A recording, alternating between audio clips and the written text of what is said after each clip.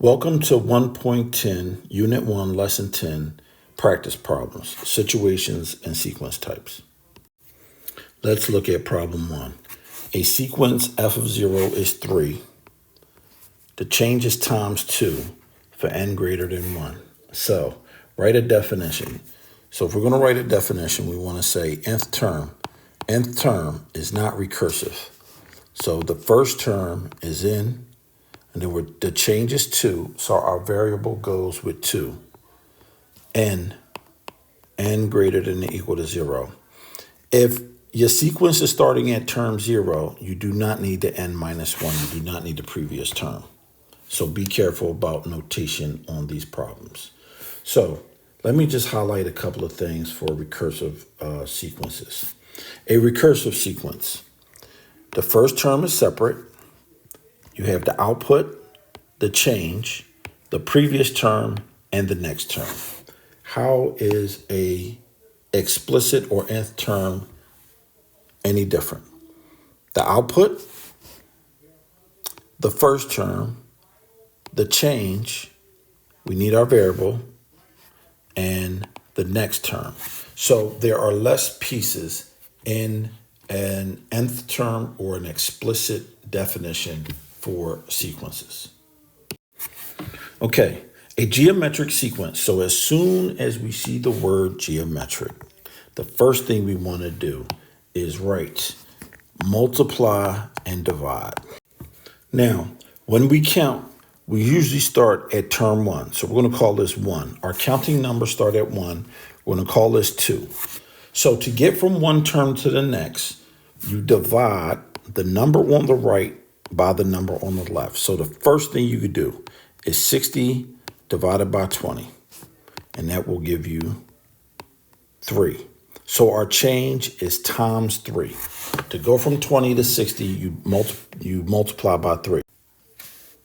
So we divide it going left, and that means we have to multiply going right.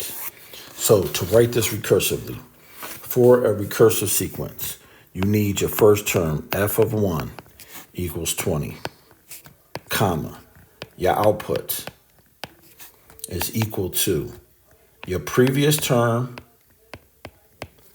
times 3, and then your next term. N has to be greater than or equal to 2 because it has to be one more than your first term. This is a recursive sequence. To write an explicit sequence, your output is equal to your first term times your change, or whatever your change is. Your variable is an exponent, but we're going to use n minus 1, and n is greater than or equal to 1. You put the first term in there. 1 minus 1 is 0. Anything to the 0 power is 1. That gives you your first term. This is why the n minus 1 and n is equal to 1. They start at the same place. They'll be the same number. So slightly different with explicit terms, but learn the terminology. Okay, problem 3. A geometric sequence start at 500 has a growth factor of 0.6. So geometric means multiply or divide. So 500 has a growth factor. So 500 times 0.6. And you just keep multiplying by 6. If you do 500 times 6, you'll get 300. If you multiply in the calculator by 0.6, you'll get 180.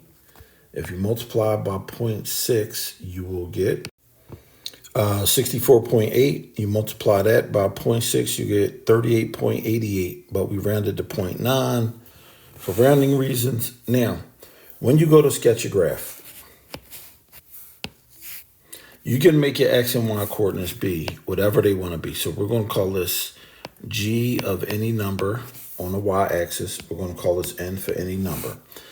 The thing about graphing is they must go in even increments. So our terms are term 1, term 2, term 3, term 4, and term 5. So we're going by ones on the x-axis. Now, when it comes to y, we have a range of 38, 39, all the way up to 500.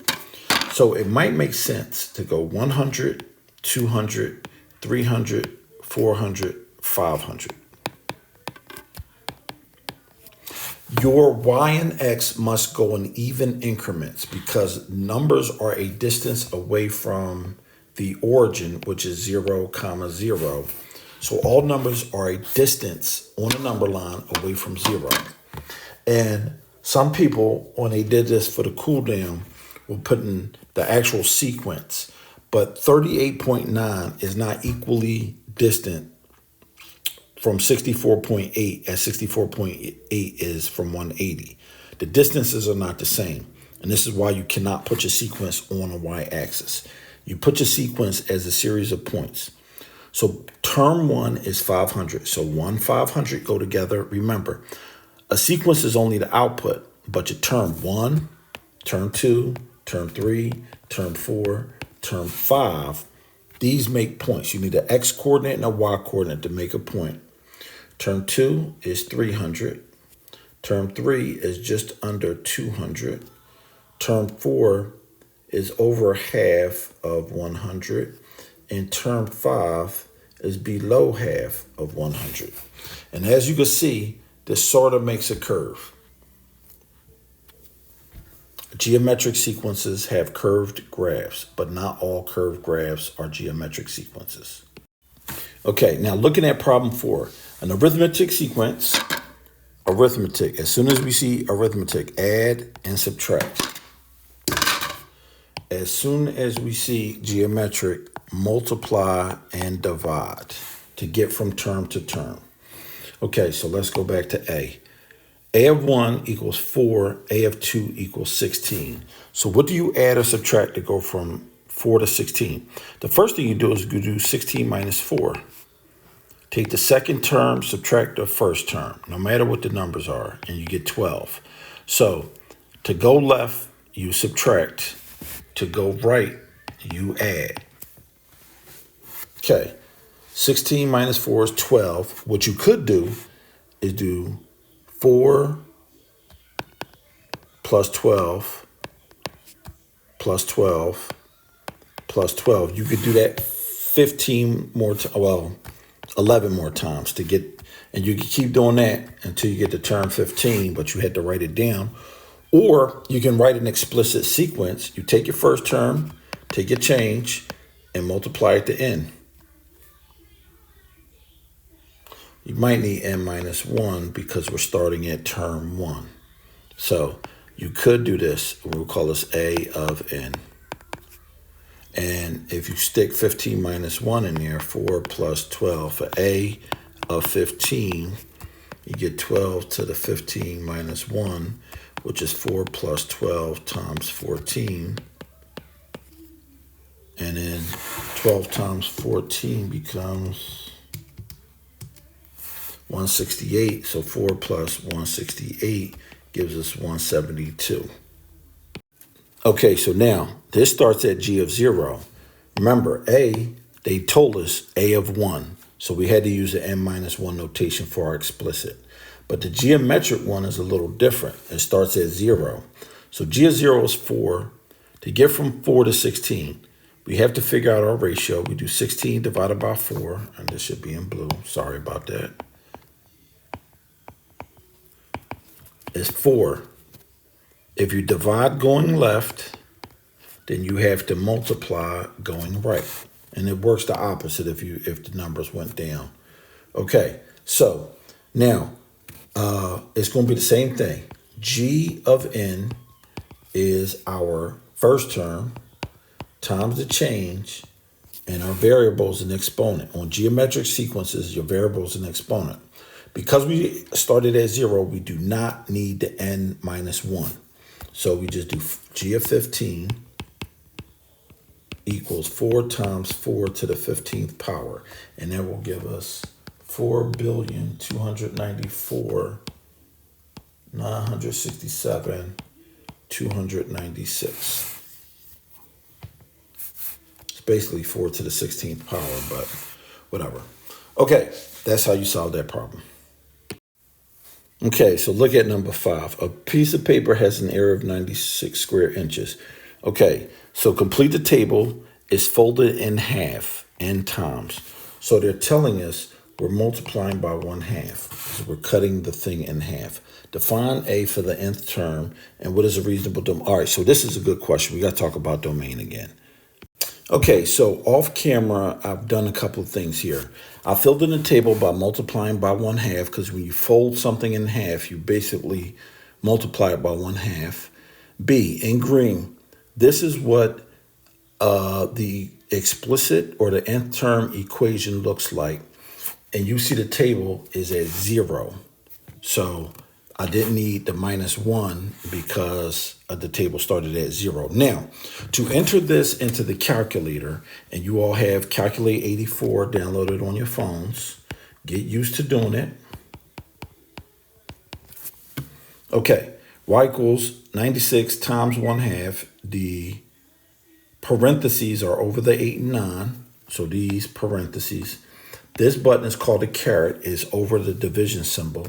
And this allows you to put X in. It's next to the green button. It's to the right of the green button. Okay.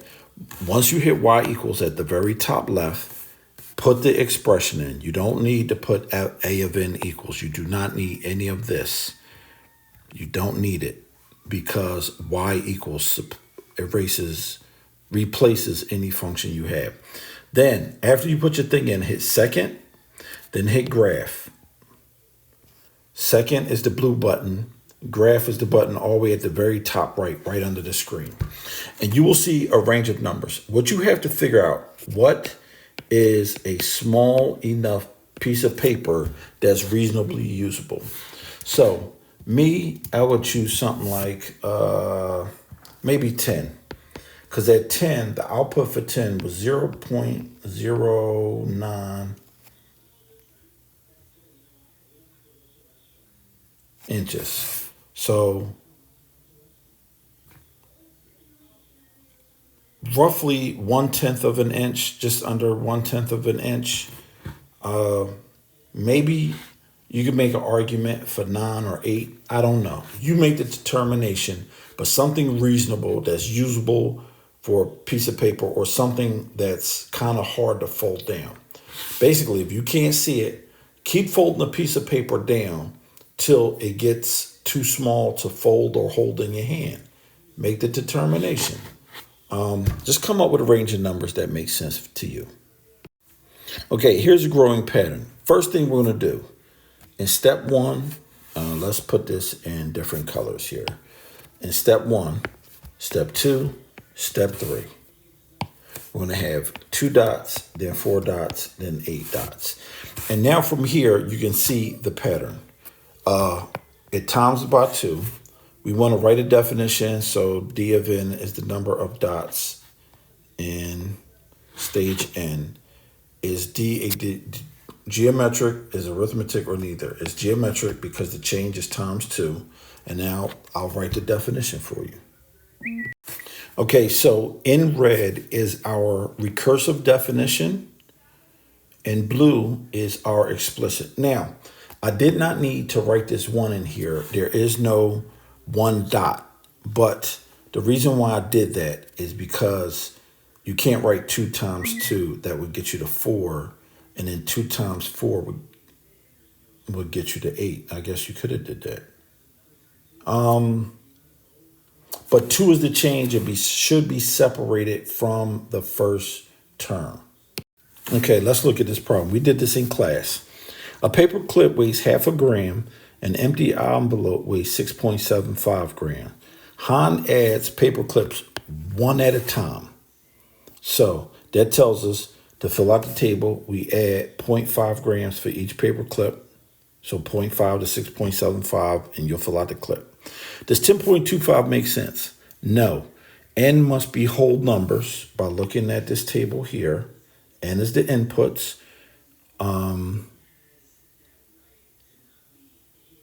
10.25, you cannot add 1/4 of a paper clip. You only add 1 at a time.